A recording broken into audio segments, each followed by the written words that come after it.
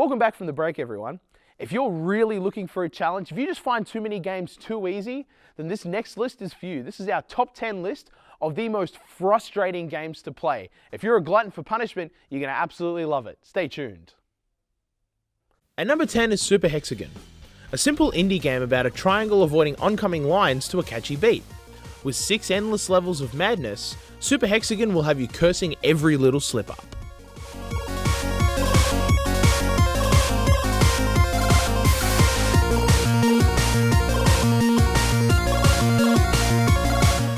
At number 9, from the creator of Super Hexagon, comes VVV, a game where the player reverses gravity instead of jumping, a simple mechanic which will have you shouting in triumph or anger.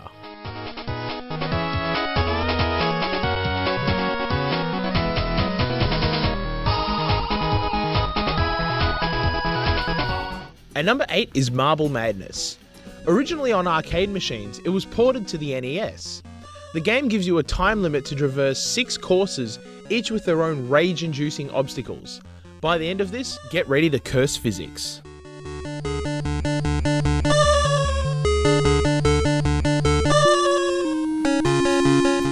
At number 7 is Oddworld Abe's Odyssey. With a grid-based movement system, the game relies on the player's timing. Having to repeat yourself more than once stacks to the madness as it tracks ally casualties. There's no hope. You need to look within. It's time to run. At number 6 is Ninja Gaiden.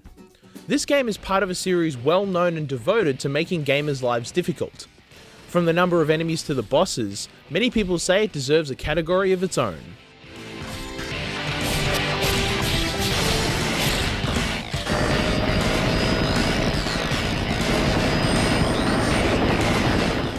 At number 5 is N. You play as a ninja whose goal is to complete 500 seemingly simple levels. Each level has a time limit that carries on from one to the next, which will have you gradually stressing to beat the clock and replenish your time. The trick is to be fast or die.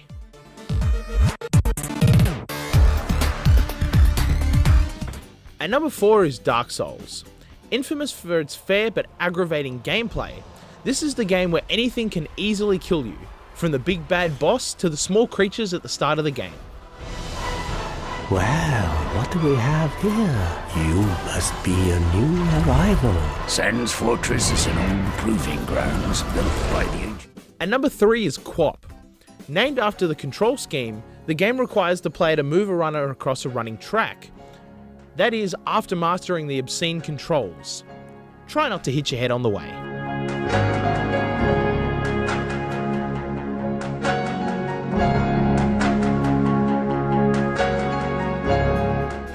And number 2 is Super Meat Boy. 5 different worlds, all with collectibles, bonus levels, and achievements. After you've managed to finish this PC-smashing platformer, try beating your best time. Completionists, welcome to your nightmare.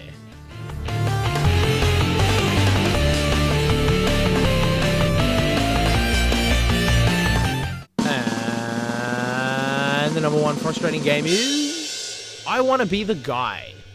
The irritating indie game made in 2007 tests your memory, timing, and overall platforming skill. Tallying your deaths and counting how long you play, get ready to begin again and again.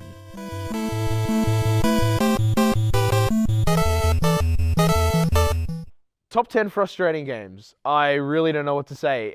I've never actually finished a game on that list. And that's just because they I like pull my hair out just at how difficult they are. I finished Super Meat Boy, which is my claim to fame in this list at least. Yeah, but did you die like 12 million times? That's what you do in Super Meat Boy. You die and you learn from it. Same with Dark Souls actually, which I've been playing Dark Souls 1 and 2 kind of like together. And that's really rewarding. You are a glutton for punishment, Yeah, aren't I you? really am. Yeah. Right now we're going to my interview from Arena of Fate at E3 2014. So I'm hidden away in the deep, dark depths of the Crytek booth with David Bowman, to talk about Arena of Fate. You're not calling it a MOBA. What are you actually calling it? We called it a team arena battle. And the reason we're differentiating from MOBA is because, first, our research shows that not everyone even knows what a MOBA is. Yeah. Those people who do have an opinion about what a MOBA is, they have a very narrow definition. and our game doesn't fall within that definition. So we take some of the core mechanics from the MOBA genre, and we're applying them in a broader sense. So do you want to talk about some of the stuff that you have done with it to differentiate yourself, such as like the skills you choose at the start and like how the leveling up works and stuff like that? Absolutely. So if we're going to go through the major differentiators, right? So you have to start with the fact that this is a timed game. This is a 20-minute guaranteed, 20-minute or less game. And when you start with that premise that this is a game that's capped at 20 minutes, then you're free to do some things in design that you're not allowed to do if it's an open-ended, uncertain length of time game. We don't have to do a get richer gameplay where you just snowball and it gets miserable for half the time you're playing because you can't really quit and you're behind and you can't catch up. We're able to say, okay, 20 minutes, let's keep this competitive. Let's don't give any inflated advantages to either team. Let's make sure that they're just playing on the skill that they have. It's a point system, so whoever has the most points after 20 minutes is the winning team. The first team to get to 10 points will win at that point as well. So you can actually finish the game in less than 20 minutes if it's a fast, very quick game and you're able to actually score points quickly. That's the major differentiators on that point. And then you've got the fact that the skill system is we call it a trait system. And the traits are decisions you make while you're playing. As you level up, you're able to choose from a few small sets of traits rather than hundreds and hundreds of item choices. So there's no going out and having to research extensively how you're going to be playing the game. And then the other thing, of course, is the fact that our heroes are iconic heroes from throughout history and time and place. So we've got Little Red Riding Hood, we have Fenrir, we have Robin Hood, one of my favorites, Tesla. Right? You think about making Tesla into a hero. That's fantastic.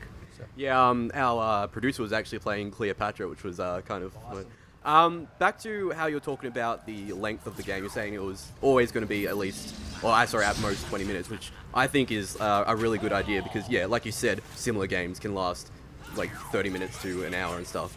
I think that keeping it to 20 minutes, like, it really makes all of the game competitive. There's not really like a lull unless you go off by yourself. Is that something you had in mind? And is that something you were looking to do for maybe like an esports or just friend LANs and stuff? Well, when we started designing the game, it was a decision of what type of experience are we trying to make? Well, we're trying to make a distilled experience. Let's get rid of all of the unnecessary complexity to this, and let's make this accessible to people. All right, we'll start with that. Let's limit it in time because we think that's a problem because people don't have the time. All right, and what's actually evolved out of that as we're testing is this becomes a sport. And they say, well, if it's a sport, which is a time limit and it's points, let's treat it as a sport. And so it's not inspired by esports directly, but it naturally lends itself to esports. And so the next step for us, of course, is to look at the supporting infrastructure necessary to actually do esports well. But right now, we're still focused on developing the core game and making sure that we have a good metagame. But it lends itself very quickly to the idea of being played as an esport. So it hasn't been released yet. Is there any, have an idea of the kind of model that you'll use, which is kind of the big question in MOBAs? Like, how are people going to play? Like, is it free to play or any variation? Yeah, so it's a game as a service, which is a free to play model. Mostly I get asked, okay, what's the philosophy behind that? Because it really matters. And we're using sort of our expression is this game cannot be pay to win. And we want it to be play to win, right? We want you to be skilled, and that's what matters.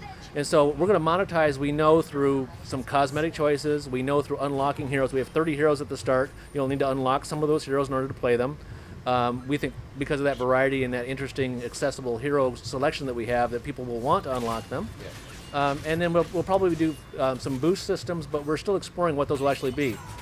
We're in friends and family right now, and we're listening to our friends and family. We got about 450 people playing the game right now, and we're listening to them. And then we're going to go into closed beta very shortly. And when we go into that, we're going to be listening to what people want there. We need to be able to make, of course, enough money off of the game in order to be able to continue to support it and grow it and create what we envisioned when we started the game. But our goal is not to exploit people in that process. We want to make it fun first. The team in Sofia, Bulgaria, constantly, Veso, who is his real name is Veselin Hanjiev. Everybody calls him Veso.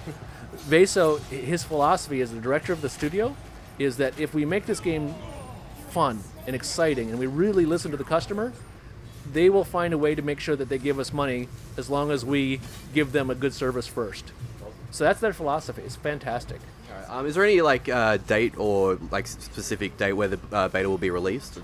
So we've announced a summer time slot for the closed beta, but Friends and Family is going so well right now that I can honestly say it's going to come very soon. And you know, summer's a little bit of ways away, so early summer. Well, I'm definitely looking forward to it. Maybe because in the demo, you know, I did pretty good. I'm pulling a Vince here, but thanks for talking to us, and I'll be sure to check it out when it comes out. Thank you. Thank you.